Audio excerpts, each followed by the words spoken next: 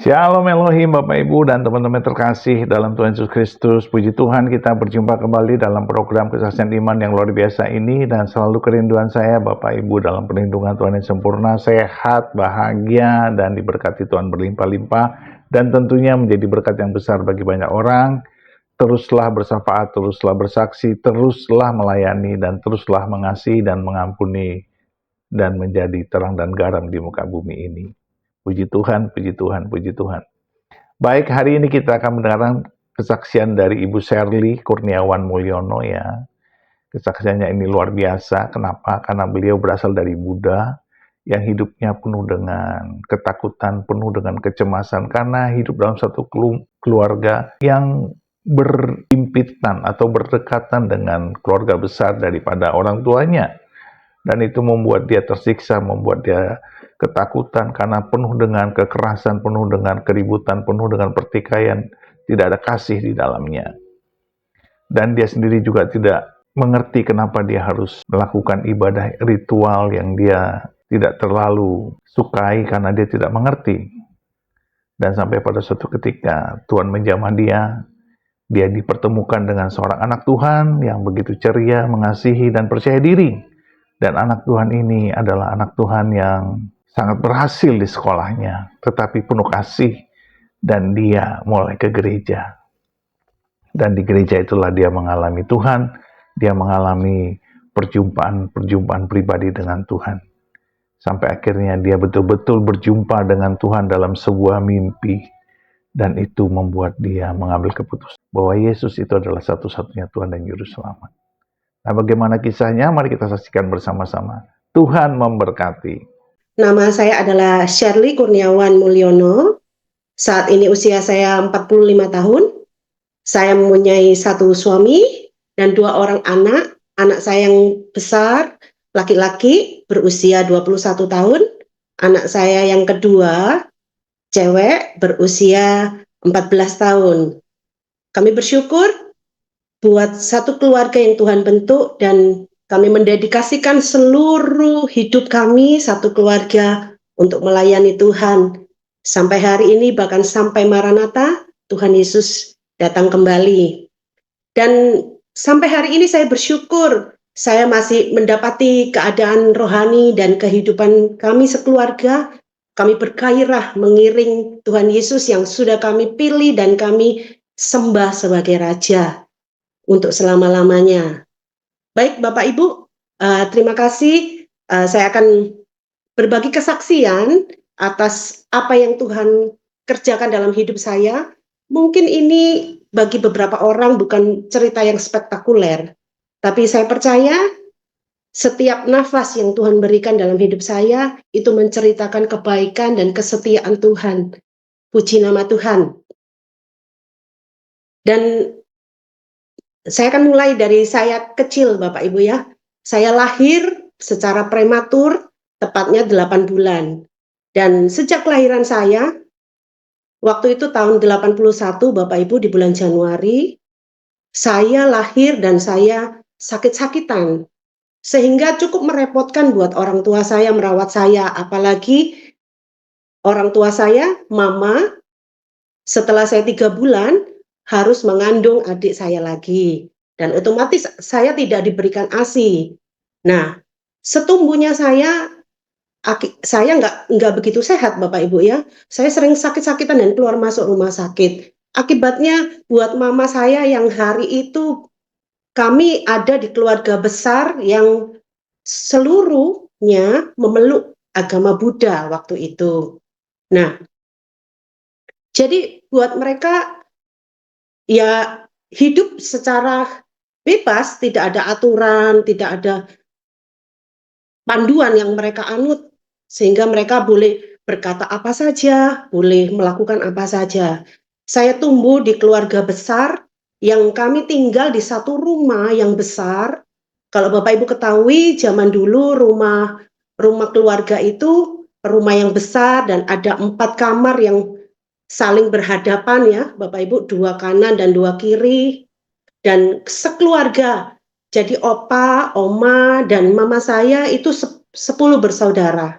Kami tinggal di satu rumah dan bayangkan begitu kompleksnya apa yang terjadi ya.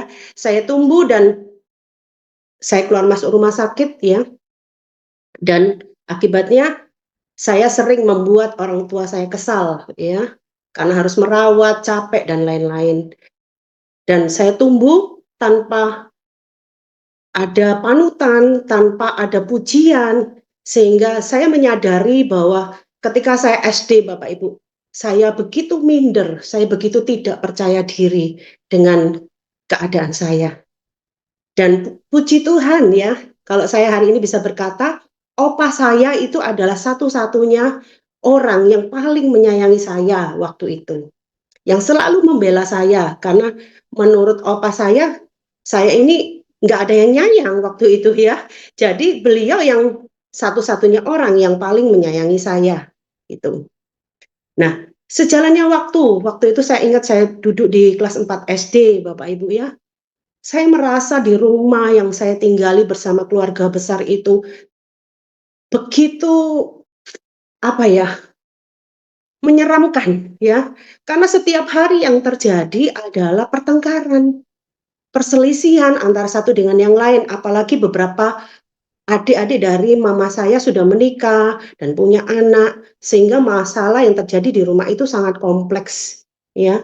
Dan memang itu kebiasaan orang-orang Chinese di zaman lama, mereka sebisa mungkin untuk tinggal bersama. Nah, waktu itu saya merasa kok hidup ini nggak tenang ya, nggak damai sejahtera. Sampai saya itu satu hari, saya tuh nggak kepengen pulang Bapak Ibu. Nggak pengen pulang ke rumah, karena begitu menyeramkan rumah itu buat saya. Harusnya rumah itu menjadi tempat di mana kita paling aman, tapi hari itu menjadi tempat yang sangat menyeramkan buat saya. Dan ketika saya duduk di kelas 4 SD itu sekitar usia 8 tahun, saya tinggal di kota kecil nih Bapak Ibu ya, yang nama kota ini adalah Krian, itu adalah kecamatan ya, kabupatennya Sidoarjo, dan provinsinya ada di Jawa Timur. Nah, waktu saya SD, satu kelas itu teman-teman saya jumlahnya ada 30 orang. Dan kami 6 cewek dan 24 teman cowok saya. Dan saya melihat di antara 6 orang teman cewek saya ini, ada satu orang yang menarik buat saya. Dan tentu saja saya selalu mengamati hidupnya. Kenapa ya dia kok selalu ceria? Kenapa dia kok selalu enjoy, happy? Bahkan dia boleh dibilang adalah seorang yang pandai di kelas itu ya. Jadi saya itu membuat saya menarik apa ya, sampai satu ketika saya memberanikan diri untuk bertanya kepada dia, apa yang membuat kamu tuh kok hidupmu menarik ya, kayaknya menyenangkan gitu ya. Terus tibalah dia cerita bahwa karena aku punya Yesus gitu ya. Hah? Siapa Yesus itu ya? Saya tanya begitu. Karena saya nggak pernah mendengar nama Yesus itu di keluarga saya. Karena kami tumbuh di keluarga yang mayoritas Buddha, dan kami melakukan ritual-ritual yang dari leluhur, dari nenek moyang, dari opa, oma, dan buyut-buyut itu sudah otomatis kita kerjakan gitu ya. Bersembahyang di wihara maupun di rumah, karena di rumah juga ada meja persembahan itu. Nah, kemudian singkat cerita, saya tertarik apa yang dia ceritakan teman saya ini, ya. Terus saya tanya, loh, gimana kamu jumpa dengan dia? Ayo ikut aku ke gereja, ya. Dia bilang begitu.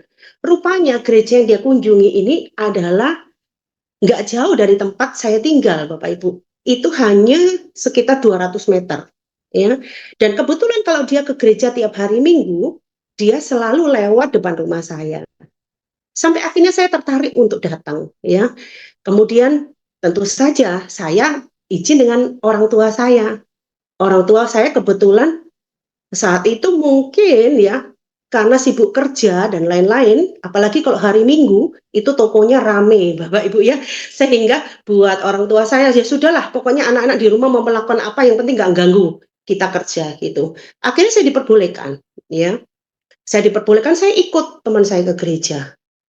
Dan benar apa yang terjadi di sana, ya. Kami sukacita ya. Saya lihat kok semuanya tepuk tangan, semuanya itu tertawa, menari.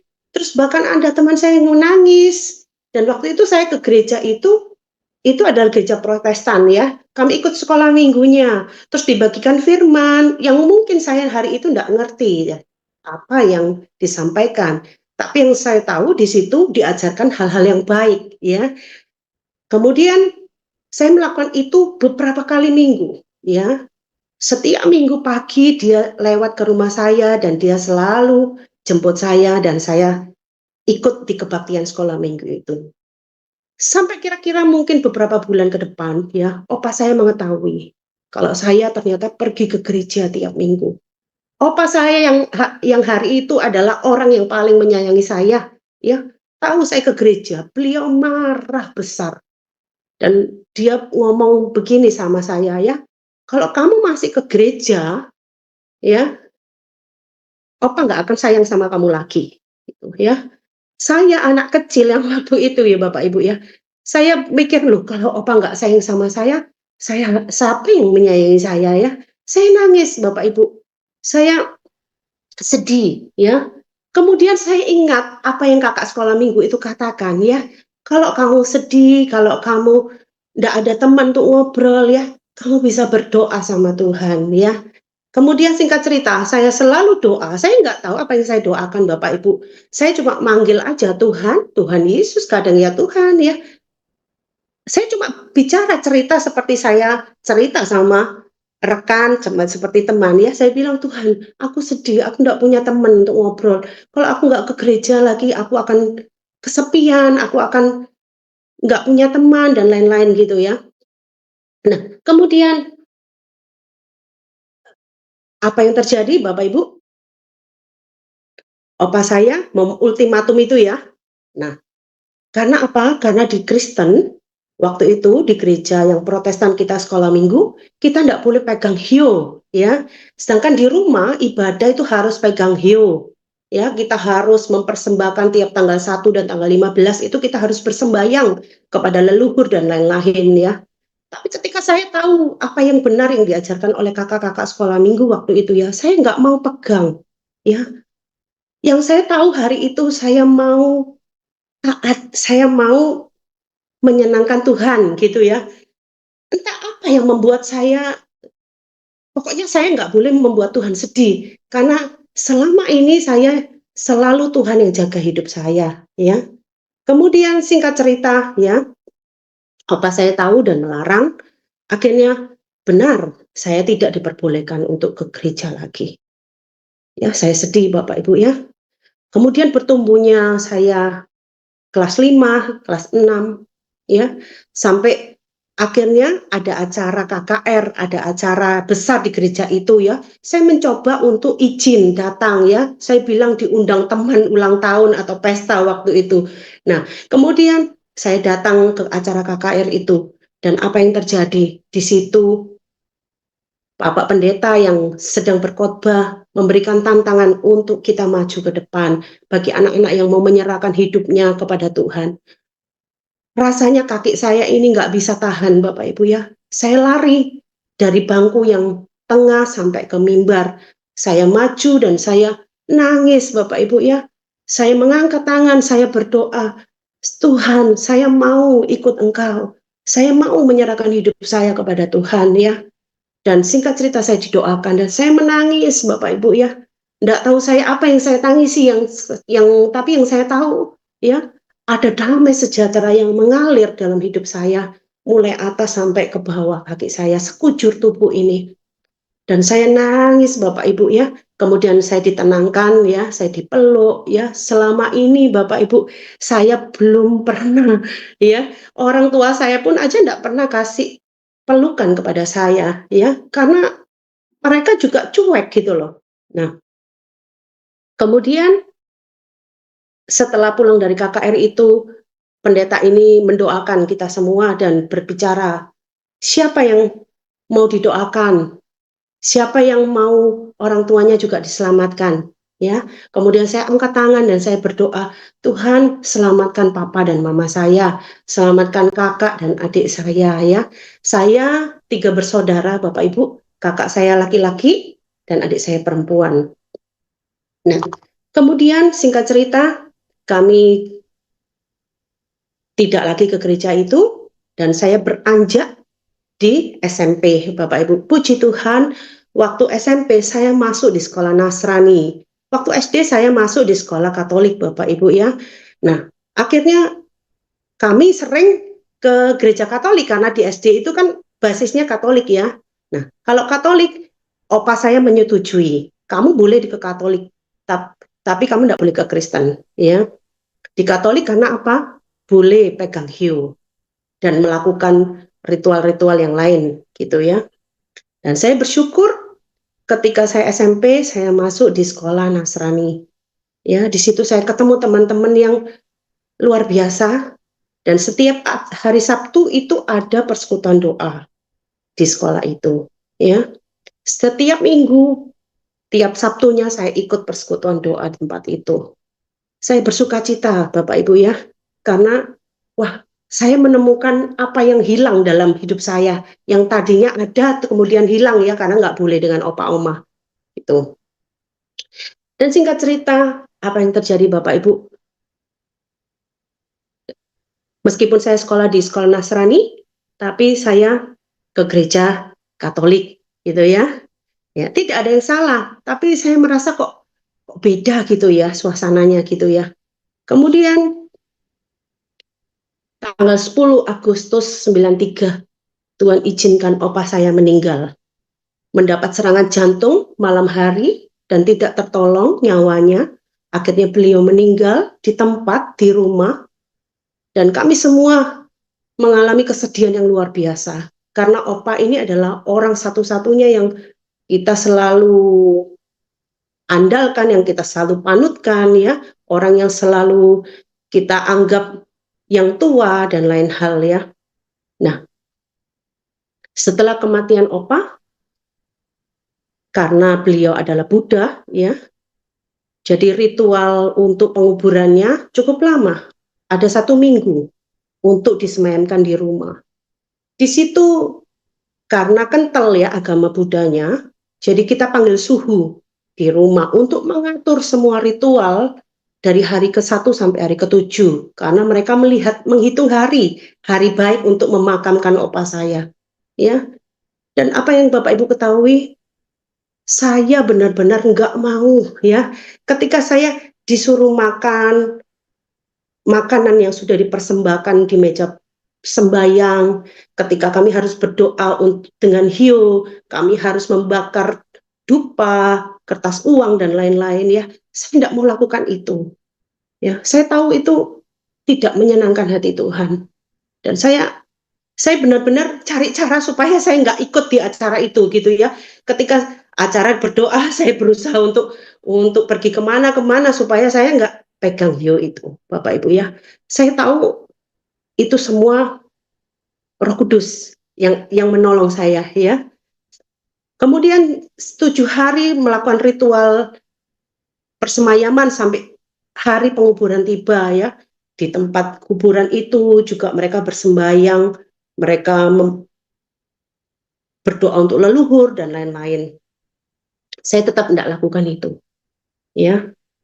Singkat cerita, Bapak Ibu, setelah opa saya meninggal, ya suasana rumah semakin mencekam karena tidak ada orang yang ditakuti oleh semua orang-orang yang ada di dalam rumah itu. Ya. Tapi saya bersyukur ketika saya ada di sekolah, tiap minggu ada persekutuan doa, saya punya persekutuan pribadi dengan Tuhan. Saya nggak tahu Bapak Ibu, tapi yang saya tahu, saya harus punya saat teduh ya, karena di sekolah itu diajarkan. Saya setiap jam 5 sore, saya punya waktu saat teduh sendiri dengan Tuhan. Saya menyanyi, saya baca Alkitab ya, saya berdoa, dan tentu saja saya mendoakan semua keluarga besar saya untuk mereka boleh mengenal Tuhan Yesus. Dan suasana semakin mencekam, akhirnya Bapak Ibu ya, perselisihan besar itu terjadi.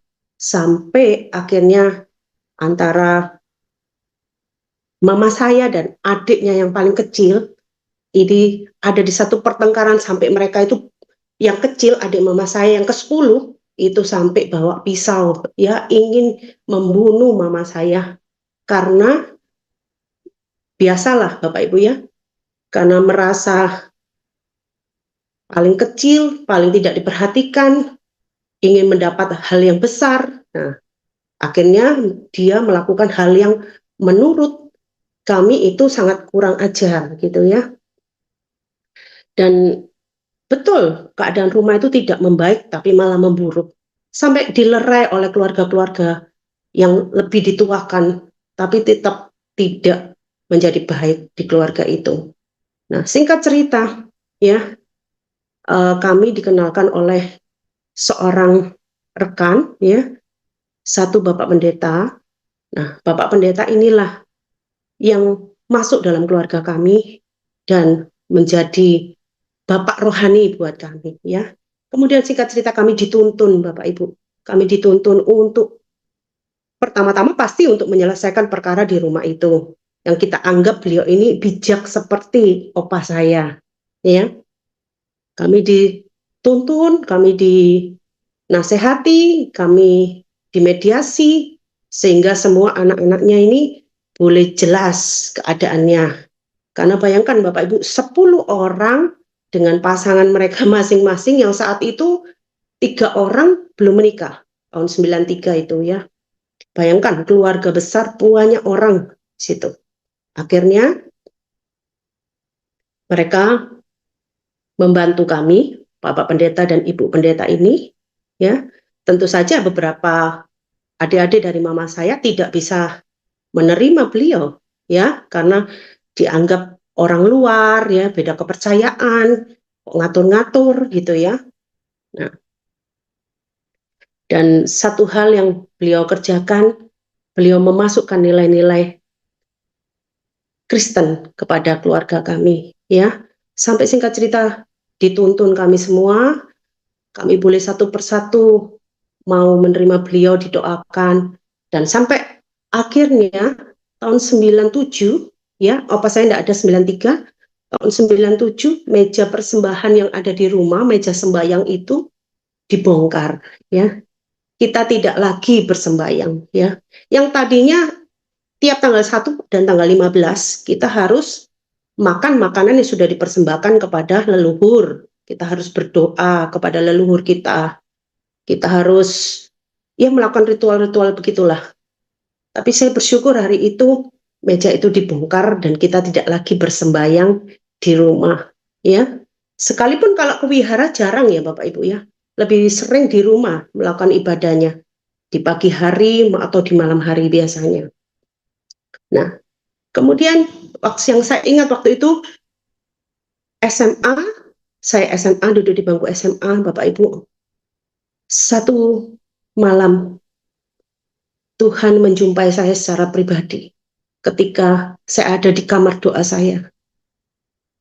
Ketika saya berdoa menangis ya Bapak Ibu ya.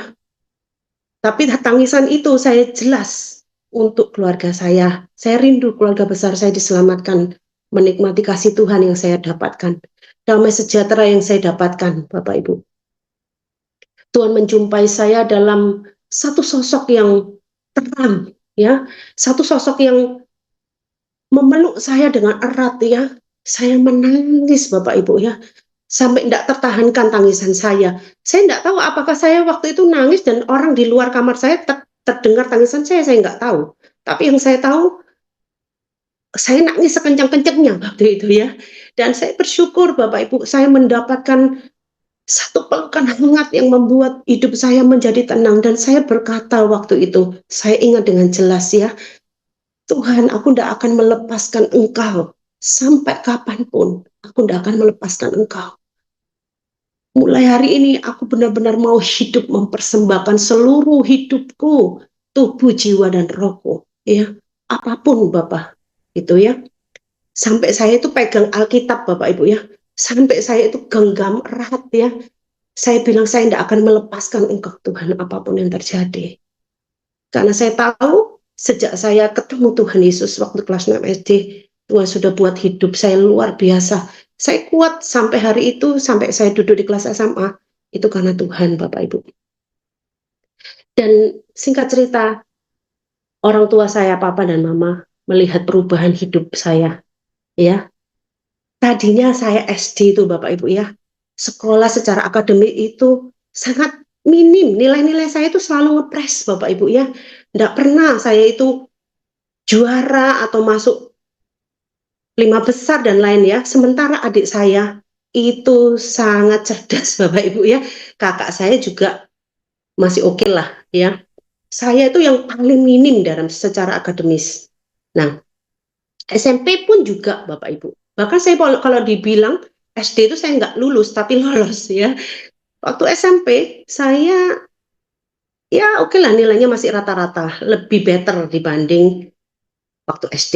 Tapi ketika saya SMA kelas 1, waktu itu saya memutuskan memberi hidup saya untuk Tuhan. Apa yang Tuhan kerjakan Bapak Ibu? Dia membuat hidup saya luar biasa ya. Berbalik semua Bapak Ibu ya. Saya yang tadinya secara akademis tidak masuk lah, maksudnya di rata-rata gitu ya.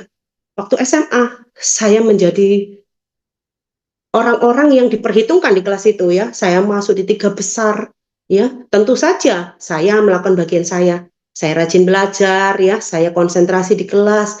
Saya tahu apa yang harus saya kerjakan Bapak Ibu ya. Kemudian singkat cerita sampai teman-teman yang di kelas tadi yang harusnya mereka itu di satu waktu ujian, mereka itu mencontek ya semua. Tapi saya tidak mau Bapak Ibu ya. Mereka juga ingin nyontek dan ingin dikasih contekan gitu. Tapi saya memutuskan saya nggak mau. Karena saya tahu itu menyedihkan hati Tuhan. Ya, seolah-olah itu simple, tapi saya mau di setiap hal kecil pun, saya nggak mau sama dengan mereka, Bapak Ibu. Dan sampai satu ketika ya, ketika mereka marah, saya tidak kasih contekan, Bapak Ibu. Apa yang terjadi? Mereka mengambil kertas itu diisi air ludah oleh seseorang dan dilemparkan ke saya. Ya, terus saya diolok-olok, ya, katanya, oh pendeta kamu mau hidup sok suci, sok kudus gitu ya. Tapi saya bersyukur Bapak Ibu, hari itu saya tidak membalas apa yang mereka lakukan. Sekalipun itu sangat mengerikan buat saya ya, saya dilempar kertas yang berisi ludah. Dan hari itu ternyata Tuhan tidak lupa ya, perkataan mereka, oh pendeta kamu sok suci ya. Hari ini Tuhan buktikan kepada mereka bahwa saya memang hari ini melayani Tuhan, Bapak Ibu ya. Dan mereka kaget ya, ternyata apa yang mereka ucapkan itu terjadi dalam hidup saya. Saya bersyukur ya. Dan di bangku SMA Tuhan buat kehidupan saya menjadi bersinar. Saya menjadi ketua OSIS ya. Saya menjadi aktivis di PD, di Persekutuan Doa, dan saya menjadi perwakilan sekolah dalam setiap acara perlombaan akademis ya. Sesuatu yang tidak pernah saya pikirkan Bapak Ibu ya. Tuhan buat luar biasa. Dan saya sampai bertanya, Tuhan, ya, apa yang Engkau kerjakan ya? Dan Tuhan bicara bahwa apa yang dunia tidak perhitungkan, apa yang dunia tidak lihat, aku akan memperhitungkannya. Aku melihat itu ya. Dan saya sampai di bangku SMA lulus dengan sangat membanggakan nilai-nilai saya ya. Dan saya masuk jalur prestasi untuk di kuliah. Dan di perkuliahan itu Tuhan buat kehidupan saya secara pribadi semakin bersinar. Sehingga orang tua saya tahun 2000 memutuskan untuk dibaptis. Ya, melihat hidup saya berubah, orang tua saya pun tertarik atas kehidupan saya dan mereka mau dibaptis. Kami sekeluarga dibaptis, Bapak Ibu, puji Tuhan ya. Dan kami bersuka cita ya.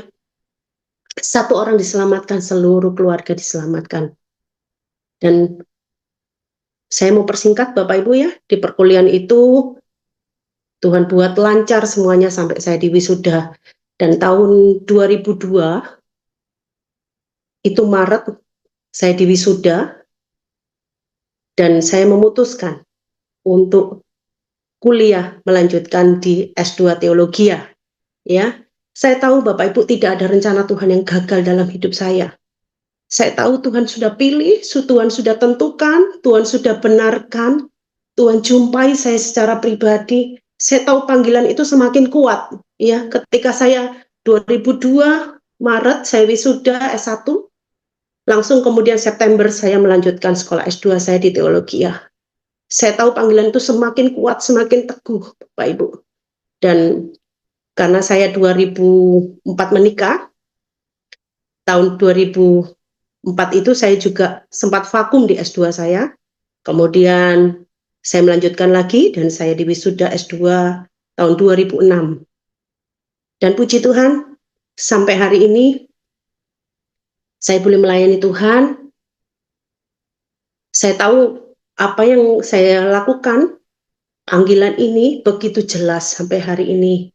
Bahkan hari ini Tuhan percayakan kami di satu pengembalaan, kami ada persekutuan doa di kota kami, ya, di rumah kami. Saya melayani bersama suami dan anak-anak, dan juga dibantu oleh rekan-rekan untuk kami mengembalakan sebuah persekutuan doa yang sifatnya interdenominasi gereja. Dan puji Tuhan, persekutuan doa ini boleh menjadi api di kota kami yang kecil ini. Kami percaya kota ini juga akan diselamatkan. Kota ini juga akan menjadi berkat buat banyak kota-kota yang lain. Dan saya bersyukur Bapak Ibu ya, damai sejahtera yang Tuhan berikan tidak seperti yang dunia berikan. Alkitab jelas menuliskan itu. Dan saya bersyukur kita boleh menikmati surga di bumi ini. Tidak tunggu kita nanti di surga ya. Kita boleh menikmati surga di bumi ini. Ada satu ayat yang sangat menguatkan saya. Ya, ketika saya di titik terendah saya waktu itu di SMP, ketika saya tidak boleh lagi ke gereja, ya. Ayat ini terdapat dalam Mazmur 118 ayat 17. Mazmur 118 ayat 17 berkata, "Aku tidak akan mati, tetapi hidup, dan aku akan menceritakan perbuatan Tuhan." Ya, kalau saya melihat waktu itu keadaan keluarga besar saya sangat mencekam, mengerikan, Bapak Ibu. Tentu saja kita tidak ingin ya ada di suasana itu. Tapi Tuhan bicara lewat firman ini, kamu tidak akan mati. Ya, mati dalam artian tidak bisa memberikan dampak ya. Hanya orang-orang yang hidup yang bisa berdampak, entah itu positif, entah itu negatif. Tetapi kamu akan hidup dan kamu akan menceritakan perbuatan-perbuatan Tuhan. Dan saya bersyukur apa yang Tuhan buat dalam hidup saya. Itu boleh menjadi kesaksian ya. Ada banyak kesaksian yang terjadi yang Tuhan berikan dalam hidup saya Bapak Ibu ya. Dan itu membuat saya melihat bahwa setiap nafas itu menceritakan kebaikan dan kesetiaan Tuhan. Thank you. Kemuliaan buat Bapa di sorga, sungguh kesaksian yang memberikan kita kekuatan iman. Ibu bisa dengar suara saya, Ibu Shirley? Bisa, sangat jelas. Baik. Sekarang Ibu menemukan sukacita yang berlimpah di dalam kasih Kristus. Dulunya ya, Ibu Amin. tidak menemukan itu, meskipun berada dalam satu keluarga besar, tetapi jaminan memang sukacita itu hanya ada di dalam nama Tuhan Yesus. Dan bukan hanya saja Ibu yang menjadi petobat, tetapi juga keluarga-keluarga Ibu. Dan ini merupakan satu rencana Tuhan yang luar biasa di dalam keluarga Ibu tentunya. Dan saya juga belajar dari kesaksian Ibu untuk memang tidak mudah menyerah dengan apa yang menjadi kerinduan kita untuk menemukan damai sejahtera yang sejati. Karena kalau kita menyerah tentunya, kita tidak akan mendapatkannya. Begitu banyak tantangan di luar sana, tetapi sayang sekali mungkin tidak semua seperti Ibu yang memang benar-benar mau mencari kedamaian itu sampai menghadiri ibadah KKR, sampai ya dapat dikatakan kalau ini bukan panggilan Tuhan, kalau bukan memang Tuhan yang menyentuh hati Ibu, mungkin Ibu tidak akan sanggup. Tetapi karena memang ini dari Tuhan, sehingga Ibu dikuatkan. Oleh sebab itu, penting bagi kita, saya pelajari untuk menjadi peka akan panggilan Tuhan. Karena kalau kita tidak peka, tentu kita tidak akan sejauh ini untuk melangkah. Tetapi kalau kita Amin. peka akan kebenaran itu, tentu kita akan melangkah sesuai dengan kehendak Tuhan.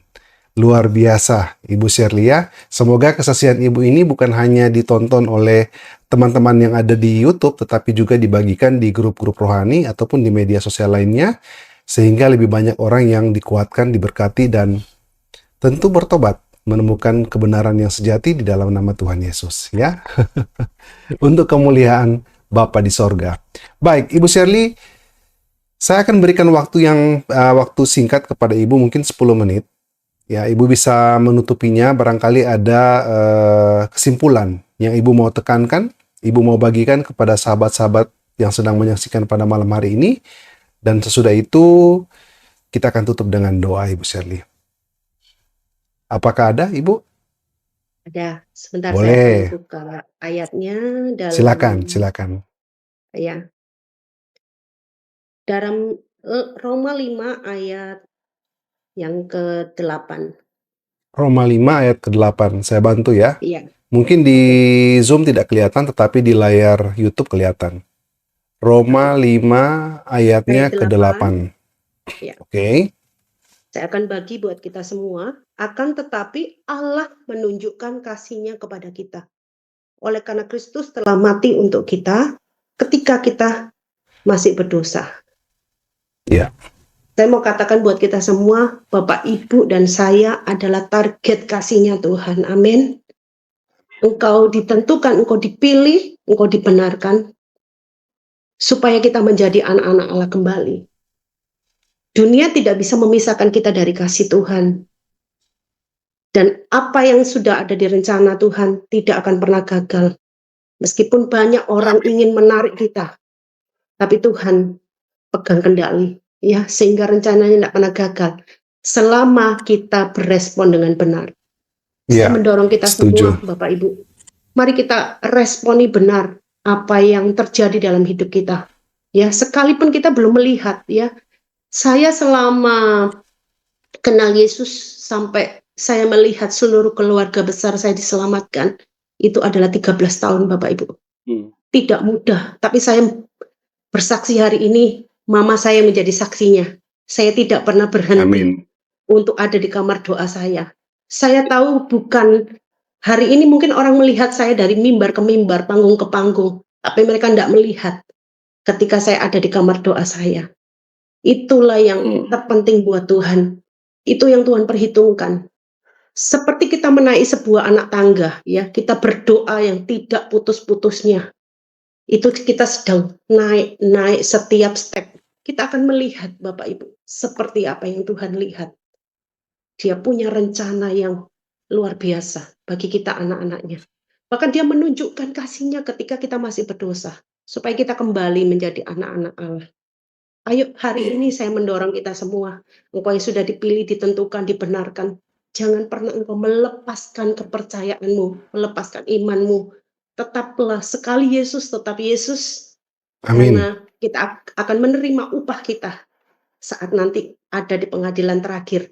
Dan apa yang Tuhan katakan nanti saat terakhir. Aku bangga dengan hidup kita. Ya, Tuhan bangga dengan hidup kita. Tuhan bangga dengan perjuangan kita. Sampai akhir kita setia kepada Yesus. Dan semua yang kita kerjakan itu untuk mempertontonkan kemuliaan Tuhan, Bapak Ibu. Terima kasih. Ayo semangat, teruslah bergairah. Saya percaya kekristenan kita tidak akan bergairah kalau kita tidak berjumpa dengan Yesus secara pribadi. Ya. Mari hari ini, kalau mungkin Bapak Ibu sudah Kristen, ya, atau masih belum menjadi Kristen seutuhnya, ya, agama tidak menjamin apapun, tapi yang terpenting adalah Bapak Ibu ikut Yesus pribadi itu. Kita harus menjadi serupa dengan Yesus. Kita akan diubah menjadi Dia ketika kita berespon dengan benar. Apa yang membuat kita berubah, Bapak Ibu? Tentu firman Tuhan dan Roh Kudus yang ada di dalam kita adalah Roh Kudus, Roh yang membuat kita mengasihi Tuhan, Roh Allah, Roh kebenaran yang akan menuntun kita kepada kebenaran. Ayo, teruslah bergairah mengikut Tuhan. Sekalipun hari ini engkau belum melihat jawaban doamu, teruslah percaya bahwa tidak ada yang sia-sia yang kau kerjakan. Tuhan akan memperhitungkan semua kesetiaanmu. Dan nama Tuhan yang ditinggikan. Amin. Amin, haleluya, luar biasa. Terima kasih buat closing statement, buat kesimpulan Ibu Shirley. Saya sangat setuju untuk tetap dekat dengan Tuhan, karena hari-hari ini memang kita benar-benar mengalami ujian, ya. Di mana-mana kita mendengar berita yang tidak mengenakan di telinga, perang di mana-mana, dan dampaknya mulai terasa. Mungkin Ibu Shirley sudah tahu, apalagi seorang ibu rumah tangga, harga-harga tidak stabil, merangkak naik terus perlahan-perlahan setiap hari, baik bahan pokok maupun bahan sekunder, dan ini tentunya membuat tantangan baru. Jadi kalau kita terikat dan kalau kita hanya terfokus dengan permasalahan tersebut, maka kita bisa kehilangan damai sukacita, damai sejahtera dari Tuhan kita Yesus Kristus. Tetapi kalau kita fokus kepada Tuhan, saya percaya semua masalah itu pasti ada, bukan tidak ada masalah, tetapi kita akan dipelihara, kita akan menjadi orang-orang yang bisa melalui semua permasalahan itu. Kita doakan agar semua permasalahan ini bisa cepat selesai, dan saya juga doakan teman-teman juga dimanapun berada bisa dikuatkan dengan kesaksian dari Ibu Shirley.